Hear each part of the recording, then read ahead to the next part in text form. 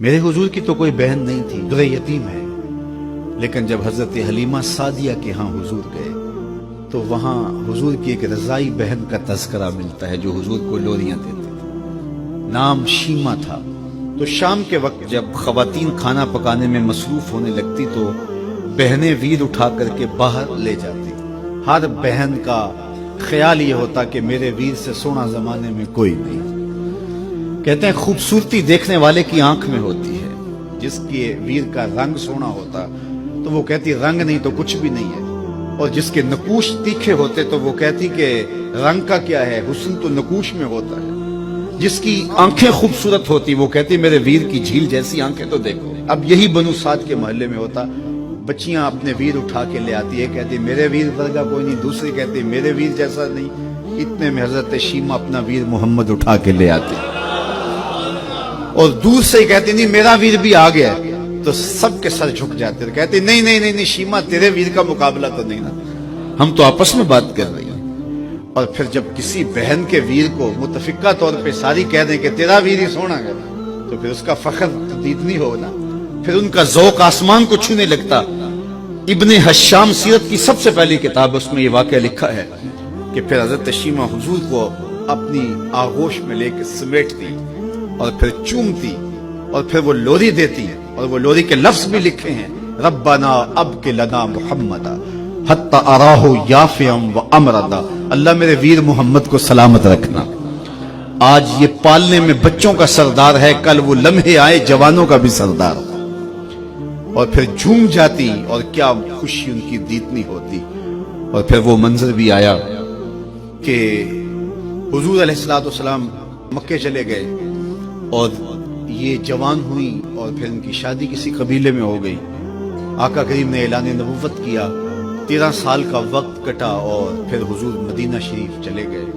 جب غزوات کا سلسلہ شروع ہوا تو جس قبیلے میں شیمہ کا نکاح ہوا تھا اس قبیلے میں مسلمانوں کے ساتھ ٹکراؤ ہوا تو اللہ نے مسلمانوں کو فتح عطا کر دی۔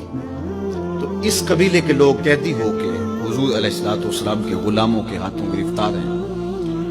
تو یہ اپنے قیدیوں کو چھڑانے کے لیے قبیلے کے سردار ایک ایک گھر سے فدیے کے لیے رقم جمع کر رہے ہیں۔ چلتے چلتے شیمہ کے گھر بھی پہنچے جو کہ ایک عمر کا حصہ گزار چکی تھی، اور جا کے کہا کہ اتنا حصہ آپ کا بھی آتا ہے۔ کہا کس لیے؟ کہا وہ جو لڑائی ہوئی ہے اتنے ہمارے بندے گرفتار ہو گئے تو ان کو چھڑانا ہے۔ تو چلتے چلتے باتوں میں کسی کے لبوں پہ حضور کا نام آ گیا تو شیمہ نے کہا اچھا انہوں نے تمہارے لوگ پکڑے؟ کہا ہاں۔ تو کہا پھر تم رقم اکٹھی نہ کرو، مجھے ساتھ لے چلو۔ انہوں نے کہا تجھے ساتھ لے چلیں؟ کہا تم نہیں جانتی وہ میرا ویر لگتا ہے، وہ میرا بھائی لگتا ہے۔ قوم کے سرداروں کے ساتھ حضرت شیمہ حضور کے نوری خیموں کی جانب جا رہی ہیں اور صحابہ ننگی تلواروں سے پہرا دے رہے۔ یہ مکی دور تو تھا نہیں، یہ مدنی دور تھا۔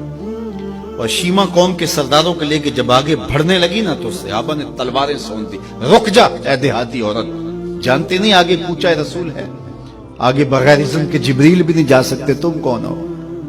تو شیمہ نے جو لفظ کہے وہ لفظ کیا، اس نے کہا خلو سبیلی وَعَلَمُوا أَنَا أُخْتُ نَبِيِّكُمْ، میری راہیں چھوڑ دو، تم جانتے نہیں میں تمہارے نبی کی باجی لگتی ہوں۔ تلواریں جھک گئیں، آنکھوں پر پلکوں کی چلمنے آ گئے، راستہ چھوڑ دیا۔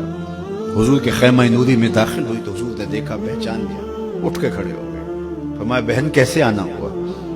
آپ کے لوگوں نے ہمارے کچھ بندے پکڑے چھڑانے آئی۔ تو فرمایا بہن تو نے زحمت گوارا کیوں کی؟ تو پیغام بھیج دیتی میں یوں ہی چھوڑ دیتا، لیکن تم آ گئی ہو، اچھا ہوا ملاقات ہوئی۔ پھر حضور نے قیدیوں کو چھوڑنے کا اعلان کیا اور کچھ گھوڑے اور چند جوڑے حضرت شیمہ کو حضور نے تحفے کے طور پہ دیے۔ ویروں کے دروازے پر بہنیں آئیں تو ویر خالی تو موڑا نہیں کرتے، تو حضور نے بہت کچھ عطا کیا اور پھر رخصت کرنے خیمے سے باہر آئے تو صحابہ کی جماعت منتظر تھی۔ فرمایا صحابہ جب میں قیدی چھوڑا کرتا ہوں میری عادت تمہیں معلوم ہے کہ میں پہلے تم سے مشاورت کیا کرتا ہوں، آج ایسا موقع آیا کہ میں تم سے مشاورت بھی نہیں کی اور قیدی بھی چھوڑ دیے۔ کہا جو چاہیں آپ کریں، لیکن کیوں مشاورت نہیں فرمائی حضور؟ اگر ارشاد فرما دیں تو فرمایا اس لیے کہ میرے دروازے پہ میری بہن آ گئی تھی۔ کوئی لاؤ تو صحیح زمانے میں ایسا، کوئی لاؤ تو صحیح زمانے میں یہ جمال اور یہ حسن اور یہ کمال رکھنے والا، تو پھر کیوں نہ ہم اپنی ساری زندگی اس آقا کے نام